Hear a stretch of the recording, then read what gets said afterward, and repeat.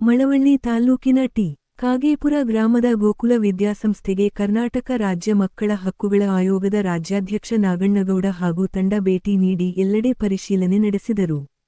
ಹೋಳಿ ಹಬ್ಬದ ತಿಂದು ಇಬ್ಬರು ವಿದ್ಯಾರ್ಥಿ ಸಾವು ಹಾಗೂ 28 ಮಕ್ಕಳು ಅಸ್ವಸ್ಥಗೊಂಡಿದ್ದ ಹಿನ್ನೆಲೆಯಲ್ಲಿ ಆಯೋಗ ಭೇಟಿ ನೀಡಿ ಘಟನೆಯ ಬಗ್ಗೆ ಅಧಿಕಾರಿಗಳು ಹಾಗೂ ಸಂಸ್ಥೆಯಿಂದ ಮಾಹಿತಿ ಪಡೆದುಕೊಂಡರು.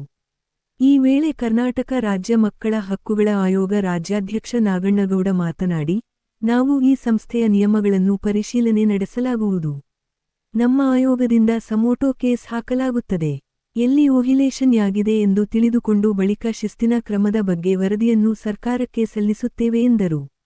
ಈ ವೇಳೆ ಮೇಘಾಲಯ ಶಿಕ್ಷಣ ಇಲಾಖೆ ಅಧಿಕಾರಿ ಪೀಟರ್ಸನ್ ಹಾಗೂ ಕರೆಸಿಂಟುವೆ, ಕ್ಷೇತ್ರ ಶಿಕ್ಷಣಾಧಿಕಾರಿ ಉಮಾ, ಟಿಎಚ್ಒ ಡಾಕ್ಟರ್ ವೀರಭದ್ರಪ್ಪ, ಗ್ರಾಮಾಂತರ ಇನ್ಸ್ಪೆಕ್ಟರ್ ಮಹೇಶ್ ಸೇರಿದಂತೆ ಹಲವರು ಇದ್ದರು.